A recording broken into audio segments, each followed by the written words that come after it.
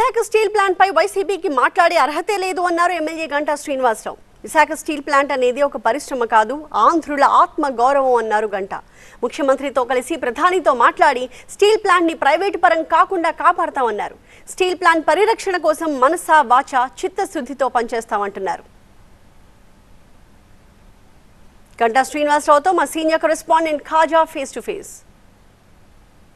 Senior నేత MLA Ganta Srinivasarao ఉన్నారు. Sir, steel plant పరిస్థితి చూస్తున్నాం, నానాటికి ఉత్పత్తి పడిపోతుంది. రీసెంట్గా బ్లాస్ట్ ఫర్నెస్ 3ని కూడా ఆపేశారు. ఇటువంటి సమయాల్లో, సంక్షోభ సమయాల్లో రాష్ట్ర ప్రభుత్వం మౌనంగా ఉండడం కేంద్రానికి గ్రీన్ సిగ్నల్ ఇచ్చినట్టే అని వ్యాఖ్యలు వైసీపీ నుంచి వినిపిస్తున్నాయి. మీరేమంటారు? అసలు ముందు వైసీపీ పార్టీకి కానీ ఆ నాయకులకు కానీ స్టీల్ ప్లాంట్కు పేరు ఎత్తే నైతిక అర్హత లేదు. ఎందుకంటే స్టీల్ ప్లాంట్ స్టార్టింగ్ టైంలో కూడా నేను అప్పుడు ఎంపీగా ఉన్నాను. అప్పట్లో వాజ్పేయి గారు ప్రధానమంత్రిగా ఉండగా నేను ఇన్స్టాగ్రామ్ ఇన్ఫ్లుయెన్సర్గా నెలకి 6 లక్షలు సంపాదిస్తున్నా. అది ఎలా సాధ్యమో నేను మీకు చెప్తా. దానికోసం ఇప్పుడే ఫ్రీడమ్ యాప్ని డౌన్లోడ్ చేసుకోండి. దాంట్లో చిన్న డైల్యూషన్ చేస్తారు, దాంట్లో ఇన్వెస్ట్మెంట్స్ అని ఒక రూమర్ వచ్చినప్పుడు వెంటనే ఆ రోజు స్టీల్ ప్లాంట్ ఎంప్లాయీస్ కానీ యూనియన్ లీడర్స్ కానీ మాతో మాట్లాడినప్పుడు అప్పుడు ఎర్రవనాయుడు గారు పార్లమెంట్ పార్టీ లీడర్గా ఉన్నారు. ఆయన నాయకత్వంలో చంద్రబాబు నాయుడు గారి డైరెక్షన్ తోటి వాజ్పేయి గారు కలిసి ఆ రోజు ఆ డిజిన్వెస్ట్మెంట్ ప్రపోజల్ని విత్డ్రా చేయించాం. అటువంటి దీని దగ్గర నుంచి ఇప్పుడు దాకా కూడా స్టీల్ ప్లాంట్ కాపాడుకుంటూ వస్తే ఏదైతే మొన్న 2019-24 మధ్య ఆ డిజిన్వెస్ట్మెంటు దాన్ని సేల్ చేయాలనే దాని ప్రయత్నం తీవ్రతరం కావటం, ప్లాంటు ఎంప్లాయీస్ కానీ లేకపోతే యూనియన్స్ కానీ అందరూ కూడా వాళ్ళు నిరాహార దీక్షలు చేయటాలు, నేను అప్పుడు ఎమ్మెల్యే పదవికి రాజీనామా చేయటం, గాజువాక పల్లా శ్రీనివాసు ఆమరణ నిరాహార దీక్ష చేయటం, ఇవన్నీ కూడా జరిగింది ఆ టైంలోనే.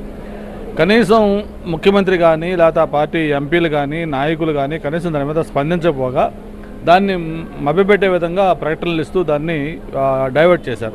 ఆల్రెడీ సంక్షోభం దిశగా వెళ్ళిపోతుంది, క్రమంగా ఉత్పత్తి తగ్గిపోతుంది. ఈ సమయంలో కార్మికుల ఒక ఆందోళన అయితే ఉంది. ఖచ్చితంగా రాష్ట్ర ప్రభుత్వం ఒక ప్రకటన చేయాలి, కేంద్రంపై ఒత్తిడి తీసుకురావాలనేది, మళ్ళీ ఇంకో మారు కేంద్రంపై చేయాలనేది ఒక ప్రతిపాదన. తప్పకుండా, ఎందుకంటే విశాఖ స్టీల్ ప్లాంట్ అనేది ఎవరు కూడా ఒక పరిశ్రమగా చూడకూడదు. అది మన ఆత్మ గౌరవం, మన తెలుగువాడి సెంటిమెంట్. ఎంతోమంది ప్రాణత్యాగంతో సాధించుకున్న పరిశ్రమ అది. కాబట్టి దాన్ని ఇటు పరిస్థితుల్లో కాపాడాల్సిన అవసరం ఉంది. ఖచ్చితంగా తెలుగుదేశం పార్టీ ఏదైతే స్టీల్ ప్లాంట్ ఉందో దాని ప్రైవేటైజేషన్ని కాకుండా కాపాడుకునే పరిస్థితి ఖచ్చితంగా చేస్తారు. గతంలో మీరు ప్రతిపక్షంలో ఉన్నప్పుడు మీరు రాజీనామాకి లెటర్ ఆల్రెడీ ఇచ్చారు. అయితే అధికారంలో ఉన్న వైసీపీ ముందుకు రాలేదని చెప్తున్నారు. ఇప్పుడు మీకు కూడా మీ ప్రభుత్వం అధికారంలో ఉంది, మీరు ఎలా వెళ్ళబోతున్నారు? అది వర్తించదా మీకు?